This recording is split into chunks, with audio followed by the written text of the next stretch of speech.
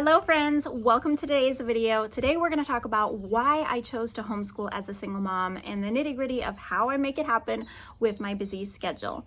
Before I get into why I do it, I first want to preface that me sharing about my homeschooling journey is in no way saying that this is what everyone should do. Schooling decisions for your kids is not a one-size-fits-all. It's a personal decision for you as a family and with your kids based off of work, based off of what's best for your child, all those things. So I don't want this to be like a guilt-based video. But I wanted to share it because it's the end of the school year, it's summer, and maybe a lot of us don't want to think about school for next year because we need a break. I know I need a break. But also, some of y'all may be thinking about doing something different for next year or wondering how does it work homeschooling if you're a single mom or just as a mom, how does it work homeschooling? So I want to share with you my story, my experience with homeschooling in hopes that it will encourage you. Also, look at this background. We're filming on my deck today because it's so hot and I've got tons of fans running inside my house. So I'm not going to film in there. So let's talk about why I chose to homeschool. So first I should say for preschool and pre-K, my kids did do their church's program. And that was super helpful because I didn't have to go into kindergarten, teaching them kindergarten from square one. They had a really good foundation of knowing letters and numbers and just the basics. That helped a lot. It was less overwhelming, feeling like I had those 2 years under my belt. So the reason why I really chose to homeschool, I was homeschooled as a child. I also went to private Christian school. I never went to public school. But my biggest reason for me was the influence. I wanted to be able to have control over what they learned in school and who they were surrounded with in school. And it was really important for me to be able to teach them godly instruction, to be able to know that what they were learning in school is not things that are going to be counterintuitive to what I'm wanting to instill in them at home. And nowadays it feels like public school is beginning, if not already, trying to be counterintuitive to the Christian worldview. So that was huge. And when I said influence of other kids, you know, the Bible talks about how foolishness is bound up in the heart of a child. So having my child around other little children that don't have a godly influence in their lives and the likelihood of that to drag them down and to that positive, negative peer pressure is real. And I know a lot of parents say, well, I want my kids to be a light and to be an influence to other children in the world. You know, I don't want to just keep them all cocooned inside my home and not give them the opportunity to stand up for what they believe in.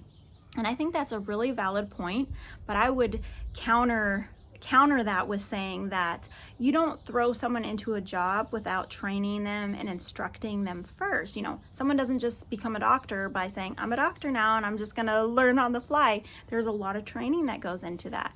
And so I relate that to training as a young little Christian, my little disciples in my home.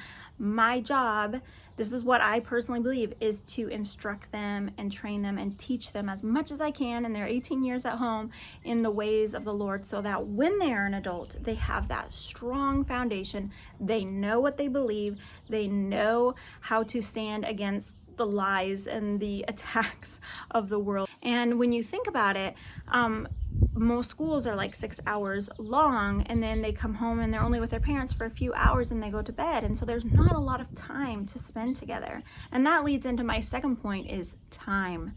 Huge reason in my decision making as well, especially as a single mom. So my kids are gone every Saturday at their dad's and every other Friday night they spend the night. And then I work 2 days a week as well. So having the ability to spend so much more time with them, connecting as a family, building our strong family unit, as well as instilling them and teaching them godly habits has been absolutely instrumental in my decision making.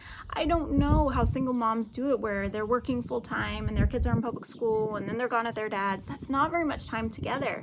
And I know a lot of single moms, they don't have the choice. They don't have the option to homeschool. They don't have the option to work less. And my heart goes out to y'all. You guys are amazing. If that's what you have to do, that's what you got to do. But this has been my method of thought, kind of my motto for single mothering has been that my job is to primarily be a mother first and then to be a financial provider second. And so in part of having that order of priorities in my decision making is I trust that the Lord is going to provide for me financially, even if I'm working a little less, even if we're on a real tight budget, because I want to be home with my kids and I want to homeschool. That's kind of been my train of thought. And I know not every single mom would agree with me or even have the ability to maybe even have that train of thought, but I do want you to know that when you're faithful to the Lord, no matter what your life situation is, single mom, not a single mom, maybe you're a two-parent household and you feel like you both need to work to make it work. And some of y'all have to do that. But I also want to encourage you that when we're faithful to God, whatever God calls us to do, and I feel like God's called me to homeschool and do what I'm doing for work right now, whatever God calls you to do, He's going to provide the means to do it. He's not just going to say, well, sorry, you're going to be poor, like you're going to be starving if you're obedient to me. Like God's going to provide the means to do it. And I've seen that so much in my life that God's provided for all of my needs, even though I'm not working full time and not working a ton. And it's just been amazing to see God work in my life. So those are kind of my 2 to 3, I guess. We have the influences of other children, what they're being taught at school, and time with them has been my 3-step process in making this decision. Now, I'm not opposed to them going to a private Christian school someday, even though that's really expensive and does not work for me right now. But right now, I'm so thankful for this much time with them. You know, you cannot get time back. Time is all we have with our kids, and soon they're going to be grown and we're going to be wishing we would have spent more time with them. So, and that's been my decision-making process. Now, it hasn't been smooth sailing with homeschooling. Let's talk about the how I homeschool, because I got a little backstory as to when I almost chickened out and was like, I can't do this anymore.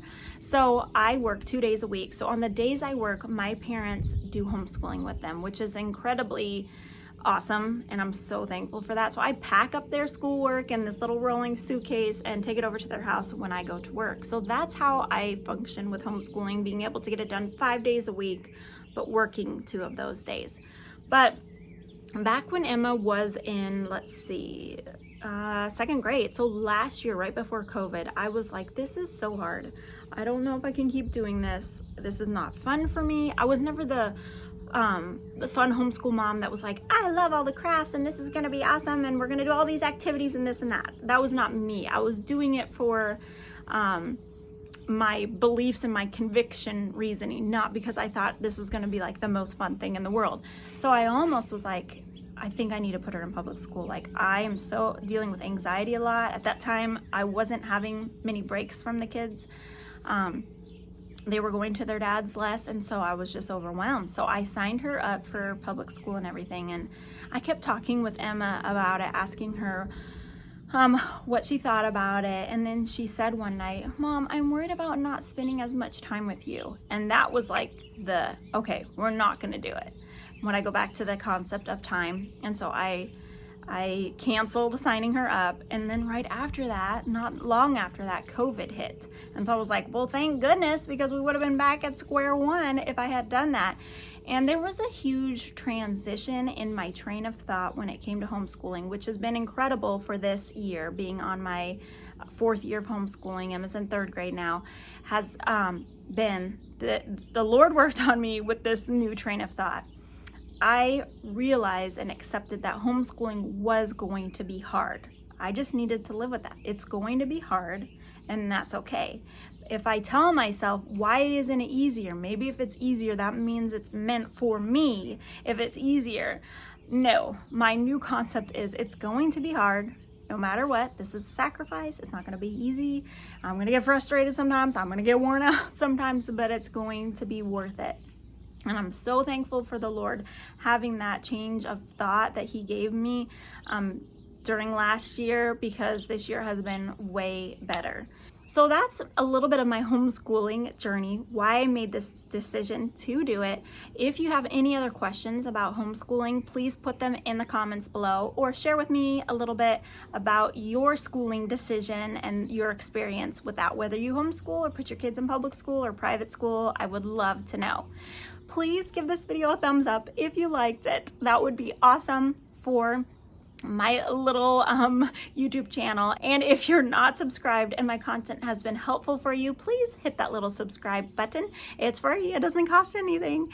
And also I want to share with you guys that every Thursday now on Instagram, I'm doing a single mom Q&A every Thursday. So if you're a single mom or you're curious about single mom life, I'd love to have you, I was gonna say subscribe, but no, follow me on Instagram. I'm enjoying doing that. I feel like there's not a lot of helpful content for single moms for managing and maneuvering this single mom life.